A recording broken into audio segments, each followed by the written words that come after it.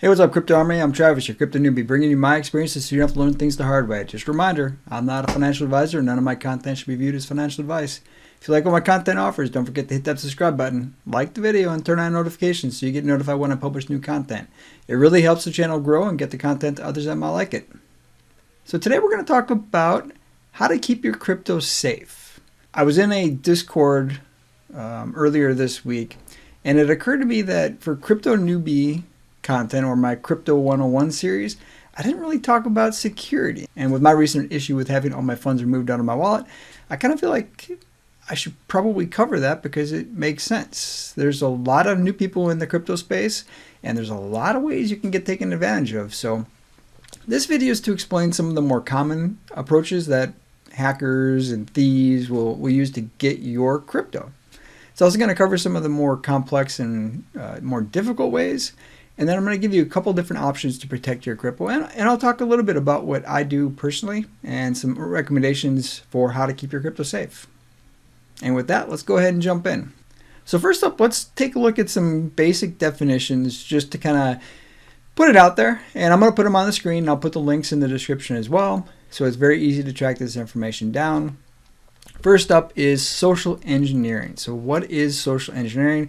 And I tried to go to the most legitimate websites I could, just so that we're on solid footing for the definitions for some of these terms. So you'll see Cisco, pretty well known for security. So let's go ahead and jump in for social engineering. At its core, social engineering is not a cyber attack. Instead, social engineering is all about psychology of persuasion. It targets the mind like your old school grifter of a con man. The person that exploits your vulnerabilities, gets to know you, and manipulates the situation to their advantage. The aim is to gain the trust of the targets, so to lower their guard and then encourage them into taking unsafe actions such as divulging personal information or clicking on web links, opening attachments that may be malicious. So I'm going to go through some examples of what this kind of stuff looks like later on. Well, this is just going to get us the groundwork. So that's social engineering. Now let's go ahead and take a look at phishing. Now, phishing attacks are the practice of sending fraudulent communications that appear to come from a reputable source. So for example, if I send you a communication directly, or it appears to be me, but it's not me, that would be an example of what that would look like. It is usually performed through email. The goal is to steal sensitive data like credit card and login information or to install malware on the victim's machine. Phishing is a common type of cyber attack and everyone should learn about in order to protect themselves. Maybe you're on your favorite crypto and all of a sudden you get a tweet or you get a Discord message or you get a Telegram message from somebody that's got the name of the CEO or somebody involved in that project. And they say, hey, it's so-and-so, and I like your comments. And next thing you know, you're in a conversation with this person, and they make an offer to do something for your wallet to make it better. You just got to give me your seed phrase. That would be an example of a phishing attack. And again, we're going to go into some better examples here in a second, but just to kind of illustrate what that looks like, that's a phishing attack. Now what about a malware attack? Let's look at those. So malware is an intrusive software that is designed to damage and destroy computers and computer systems. Malware is a contraction from malicious software. Examples of common malware include viruses, worms, Trojan viruses, spyware, adware, and ransomware. I think we all have heard about ransomware recently with the gas being held up. I don't remember what the amount of the ransomware was, but they ended up paying it, and the U.S. government got involved. So big issues with malware. Now those are the three big categories of terms that really affect a lot of what we're going to talk about today. But there are some other things that can happen where you lose your crypto. So I'm going to cover a couple of things from that list, and then I'll come back to some of these three as well, just to get them out of the way because they don't really fit anywhere else. So what's the first one we're going to talk about? And I think the best one is a SIM swap. And you might ask, what the heck is a SIM swap?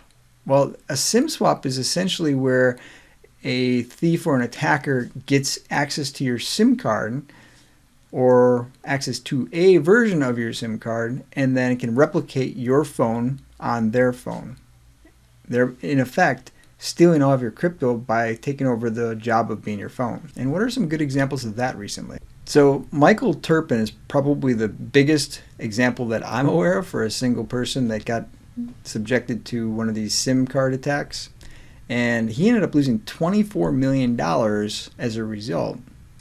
And he ended up suing AT&T, and the judge threw out the case. Now, T-Mobile had a recent issue with this as well, where they were essentially stealing SIM cards and they were selling them to people in exchange for like $500 or $2,500 from the employee, and then the thief would use the SIM card to either empty bank accounts, empty wallets.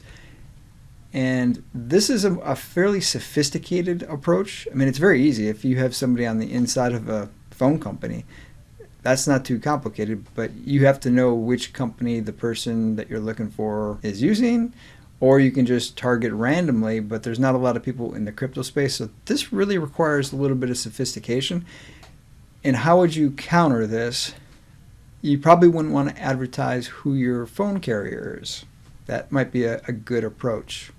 So if you're an AT&T, you might not want to advertise that on social media, because then they know where to go looking for the SIM card to potentially get access to your crypto.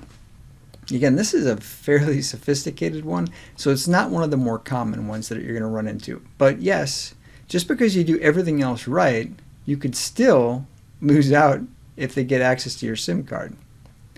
At least if you don't have it on a different version of a wallet, which we'll cover that last. But I thought this was interesting because $24 million is a ridiculous amount. Now, again, the courts don't have a real solution for this, because this could have never happened had the employee not given out his SIM card. Who should be held accountable for that? I tend to think that somebody should have.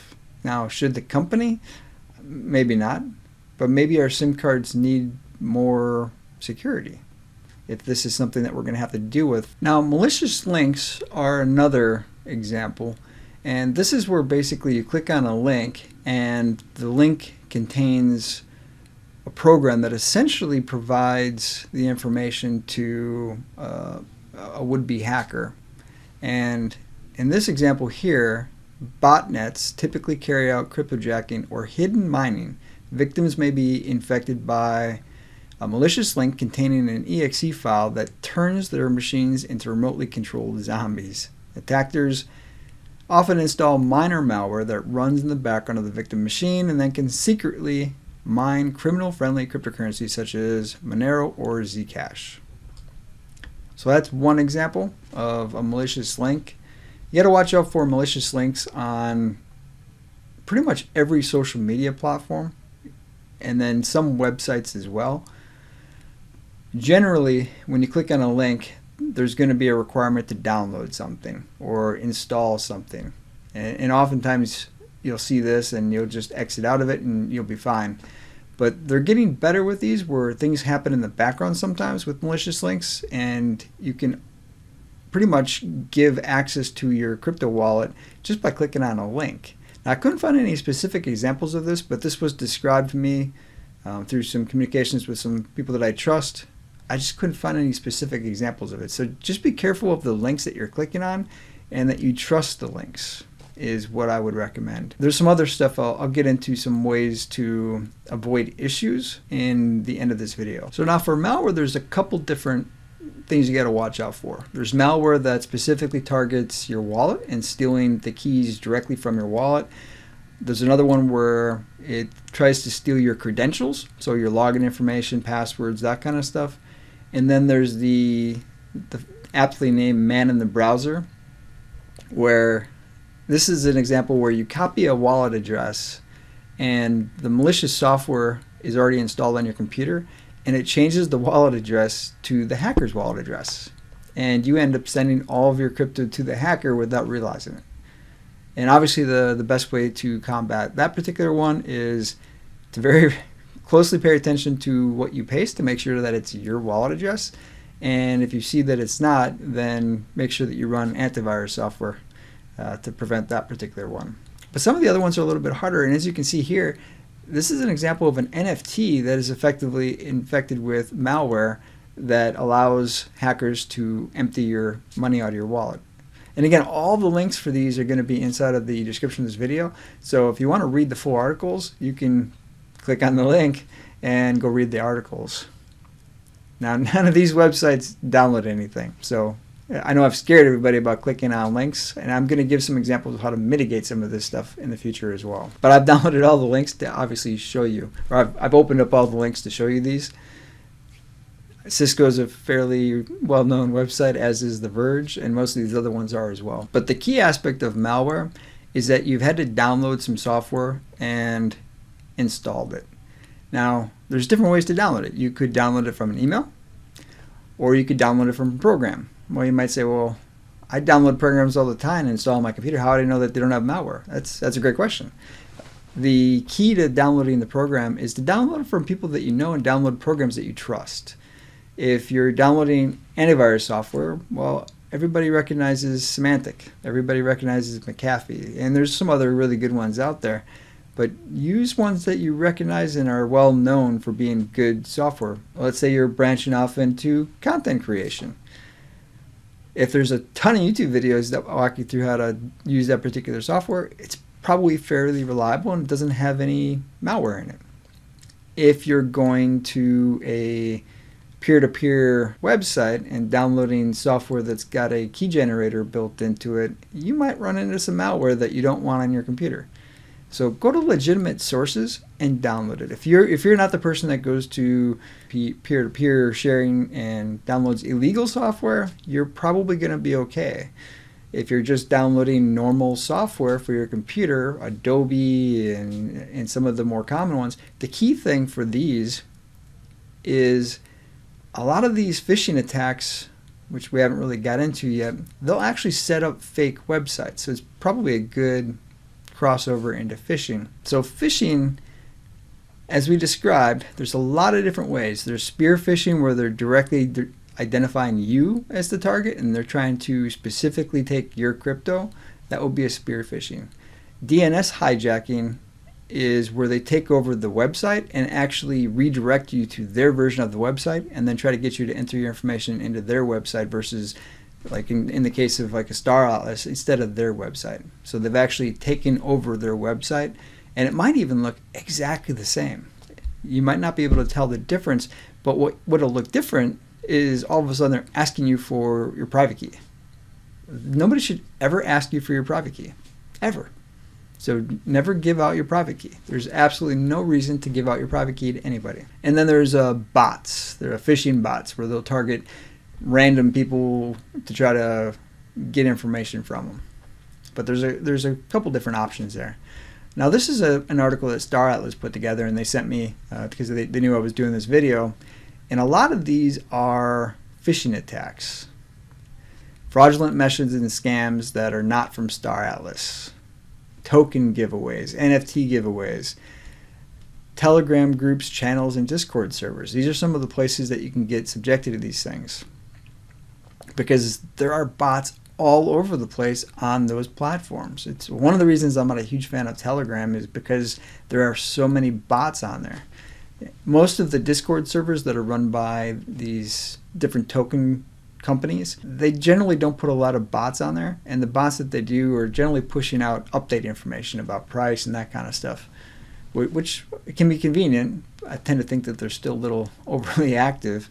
I would prefer not to have bots. There's plenty of people in these Discords that are sending messages all on their own. They don't really need a lot of bots, but they are helpful in the beginning, especially when people don't realize that it's just a bot pushing out different information.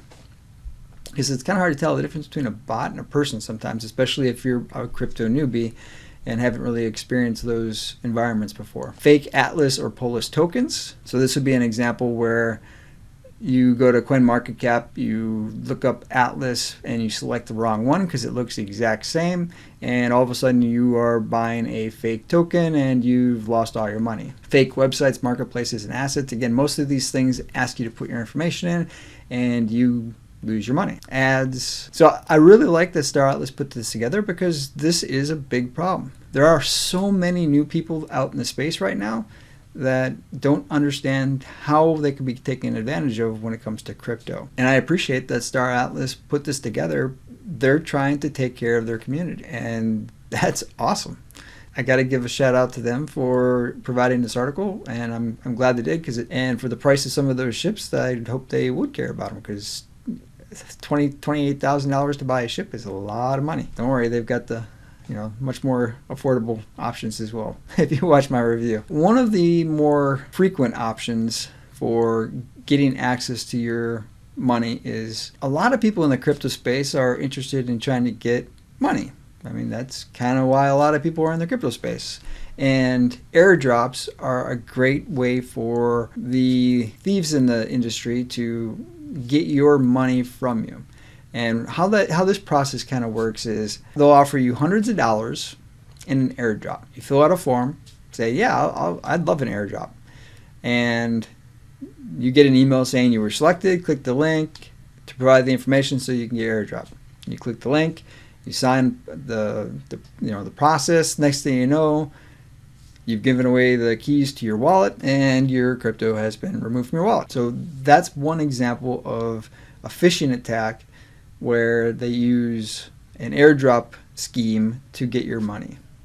And there's quite a few examples of that particular one on YouTube. As much as I would love to get free money, very little in this world is free. So if somebody's offering you free, you might want to be skeptical of what is going on. And now let's talk about a dusting attack. You're going to hear about dust all the time in the crypto space.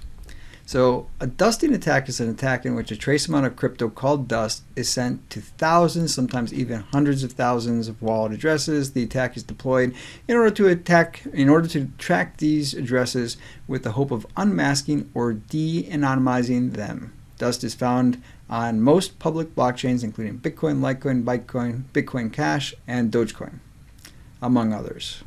Now, I have quite a bit of dust in my wallet. And how do you know if you've got dust in your wallet? If you link your wallets to one of the tax tracking websites or crypto tracking websites I've done a review on, they will pull in all of your transaction history.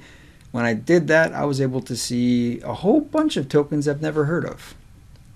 A whole bunch of them.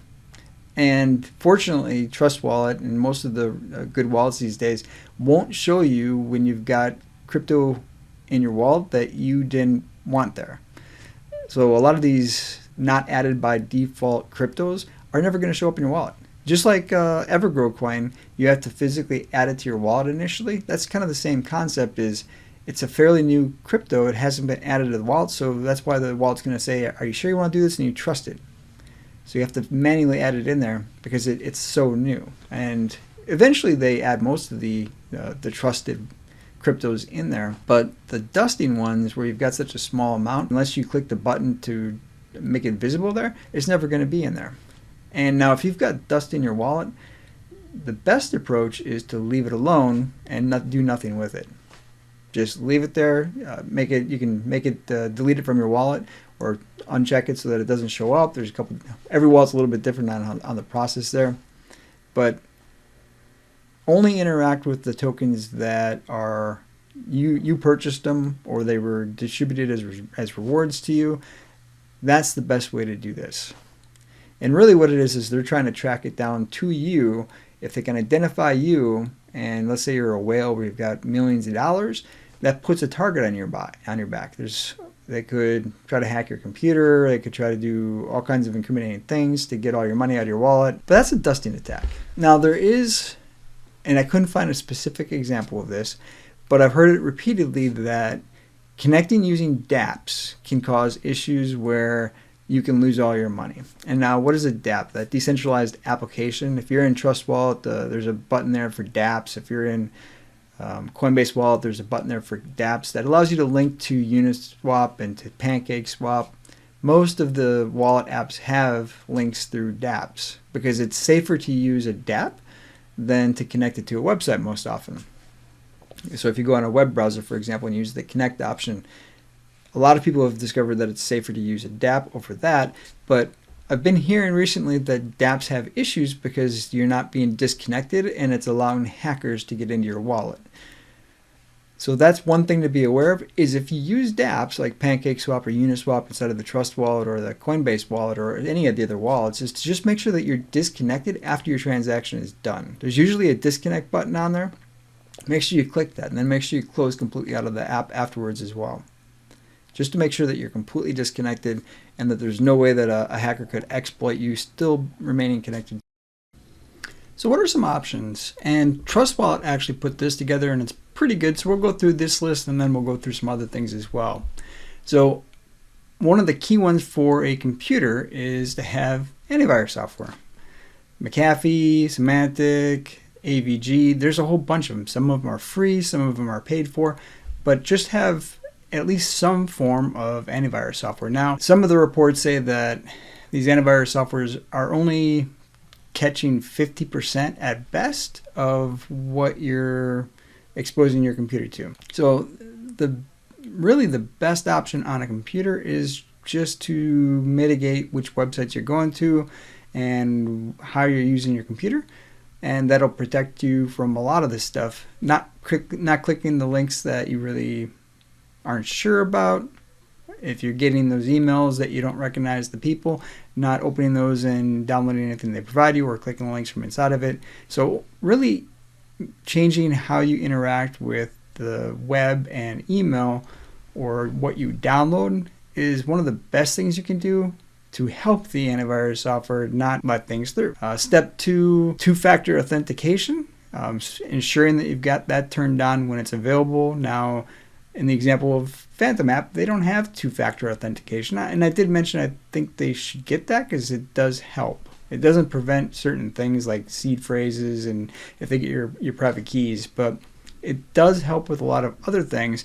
But a lot of malware is being built to also capture when you type in your password or you do your two-factor authentication, it's catching that as well. For every option that is used to counter, the hackers find a different way to get your information. They adapt and overcome and are very good at doing that. Don't use an exchange wallet. When you're on an exchange, the keys to your wallet are maintained by the exchange. So if you're on an exchange, you have no idea what I'm talking about with the seed phrase and the private key, that's because the exchange actually has that for your wallet, which is one of the reasons why some of these attacks can get through and clear your accounts on exchanges, is because all that information is in your web browser and they can get through that using their malware. One of the thoughts is you don't keep your crypto on an exchange, you move it to a hot or a cold wallet, and it's safer when you do that, but not always. Plenty of exploits to get into your hot wallet as well. Triple check the wallet address. And this is that phishing attack. Just make sure that what you paste is the wallet address that you copied. And that's a fairly easy step to add to any process. Protect your wallet with a strong passphrase. Instead of using the exact same passphrase that you've used on every other thing, use something different. I know it's more that you have to remember, but use a second password. And it doesn't hurt to vary this password over time as well, just off the chance that potentially somebody could be trying to get a hold of it. It doesn't hurt to every 90 to 180 days to switch the password. And step 6 is not to download software from questionable sources. So if you love peer-to-peer sharing, you might want to not have your wallet on that computer, which leads me to some of the things that from this list that I find beneficial. If you've got an old phone that works and you're not worried about it being damaged, and again, if you keep your seed phrase, even if it finally does fail on you, it's fine, but old phones make great crypto wallets. The trick is the only thing you do on that phone is crypto. You store your wallet on there and that's it. It's not a web browser, it's nothing other than crypto. You have your main phone as your daily use, and you use an old phone as your crypto wallet. This is one of the things I do. It's just a device. Now, that's not going to prevent me from the SIM issue, but it will protect me from most of the issues that expose my phone and my wallet to threats from the internet, because I only use my regular daily driver for the phone, and I don't use my crypto wallet that's on my backup phone for anything other than crypto. So if you've got an old phone, and most of us do, whenever we do these regular upgrades, if you get to keep the old phone, use that for your crypto. So if you've got a desk drawer with a whole bunch of old phones, pick one out, factory reset it, and put a wallet on there.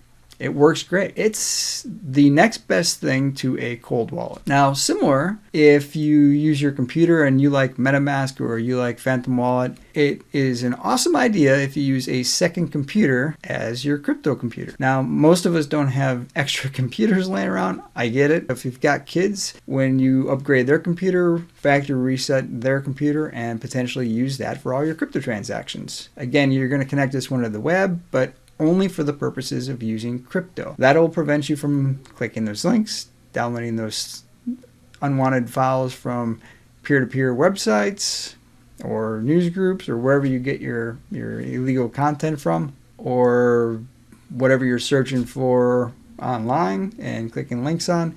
That will protect your computer and your browser and your wallet from any of the potential things that you're being exposed to. That's a great option, because now if you've done the same thing with your phone for those wallets, you've essentially isolated your wallets from the potential infection, if that makes sense. Now, things that can screw all of this up is if you put your seed phrase in an email and then the hacker gets access to your email and now has your seed phrase for all your wallets. So don't store seed phrases online, along with don't store passwords online or in cloud storage. Download the seed phrase to a piece of paper or etch it into one of those steel wallets that I've mentioned previously in a video. And I'll put the link for one on Amazon. The one that I've got works great, and it comes with the tools to actually put those in there. If you don't have an etcher, you can just use a hammer and the tools that they give you, and you can just bang it in there and it works just fine. Some other things that you can do are set up multiple wallets so that you separate your crypto into different wallets. So you may have one Ethereum in one wallet and another one in another wallet. You can do it that way. That way, if you do lose a wallet, you only lose one wallet, not all of your crypto. That's an approach that you can use. Try to keep up on what are the new security threats. That's actually pretty tough. Google is not your friend when it comes to finding this information. It's actually kind of a challenge. There are some YouTube content people out there that do this kind of stuff as well, so doing a search on there can be helpful. But try to keep up on what are some of the threats that are out there, what are some of the threats for the application that you're using, whether it's Trust Wallet, SafeMoon Wallet, Coinbase Wallet, Phantom Wallet. Figuring out what are some of the issues that are currently with that particular wallet. Definitely turn on two-factor authentication. That is a great option. And then make sure you've got a strong passphrase. And then one of the final options I was going to talk to is cold wallets. So there's two primary cold wallets that are top rated. Trezor's one of them. And then we've also got Ledger. The one that I ordered was Ledger. Generally, it's considered the best option out there. But really, most of these cold wallets are pretty good products, so I don't know that you can necessarily go wrong. Just keep in mind that the configuration of them can be kind of complicated. They support a lot of cryptos, but they don't support all cryptos the same way. And there can be some challenges with seeing how things work with any of these products. When I get it in, I'll do kind of a how-to video for this, I think. At least the initial setup for it, but it can be kind of a challenge. To my knowledge, a properly configured cold wallet has never been hacked. Now, Ledger was hacked, and they released hundreds of thousands of people's information. So you would think that the company responsible for building a secure device would secure the data for the people that bought said device, but that wasn't the case, and hackers released all the information on the website, and people have been getting harassed about their crypto ever since. So there is that concern. If your information gets released, whether it's your phone number, your email, your name, your contact information, there's not a lot of information in the Ledger web service, but that is enough information for them to target you and try to get your crypto. It gives them a starting point. They have a name. They know exactly who to go target. That's a lot of information. They know you are somebody that has crypto. They may not know how much, but depending on what your occupation is and what you got on LinkedIn, they could probably narrow down about how much you could have and target you based off of the possibility that you've got a pretty well established crypto wallet. That's a concern as well, but these are great options. That's it for today's content. Hopefully you found this video helpful. Let me know in the comments. Is there something I missed? Is there something that I didn't explain well enough? I am going to put all the links in the description, so feel free to click those and you can read about more in depth on each of the different areas I covered. And then I also put a couple of articles that I referenced or I've reviewed as part of putting this video together. So they might provide some other information for you as well. If you like my content, don't forget to hit the subscribe button, like the video, and turn on notifications so you get notified when I publish new content. It really does help the channel grow.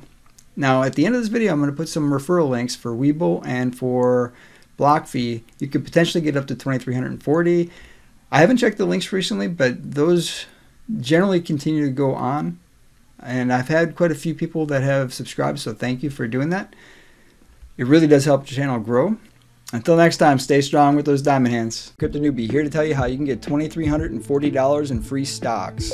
All the links I use in this video are in the description. Sign up for Webull and get 2 free stocks valued up to $2,300. Your first stock is free automatically. Deposit any amount and you get your second stock. Deposit 1 penny and you get your second stock. Total value could be up to $2,300. Generally $5 per stock is what you get. Next we have BlockFi. Get $10 in Bitcoin just for signing up. Read the fine print. I've got a rewards account. You'll get $40 in Bitcoin, as will I. So you know exactly what I'm going to get and what you're going to get. You do need to deposit $100 to get your $40 in Bitcoin. That's the overview how to get $2,340 just by signing up for accounts.